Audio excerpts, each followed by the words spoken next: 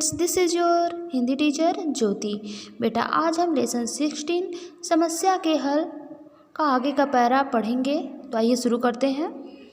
ब्राह्मण के लड़के की मांग पर चक्की और गेहूं मंगवाए गए। जो ब्राह्मण का लड़का था उसके पिताजी आए थे राजा के दरबार में, तो उनसे एक सवाल पूछा था राजा ने, जिसका जवाब उनके मतलब कि उस ब्राह्मण जो पंडित जी थे वो नहीं दे पाए थे।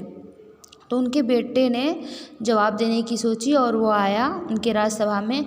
ब्राह्मण के लड़के ने मुट्ठी भर गेहूं चक्की में डालकर पीसते हुए कहा, महाराज देखिए, ऊपर घूमने वाला पाट आकाश है, नीचे जो पाट स्थिर है वह जमीन है।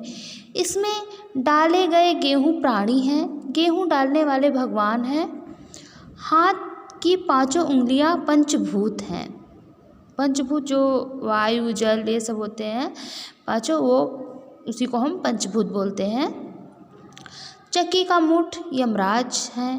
यह कहकर उस लड़के ने ऊपर का पाट उठा दिया और बोला, देखा महाराज, कई दाने पिसकर तमाम यातनाएं झेल रहे हैं।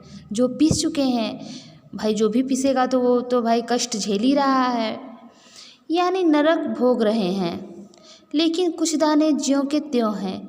ये यमलोक से बचे हुए प्राणी हैं, उन्हें नरक का भय नहीं है। वे स्वर्ग का सुख भोग रहे हैं। जो गेहूं डाला गया है चक्की में, तो कुछ पिस गए हैं, तो जो पिस गए हैं वो नरक है, जो खड़े हैं वो लोग स्वर्ग में हैं। राजा बहुत प्रसन्न हुआ और बोला, ओह, तुम तो कमाल के ज्ञानी हो।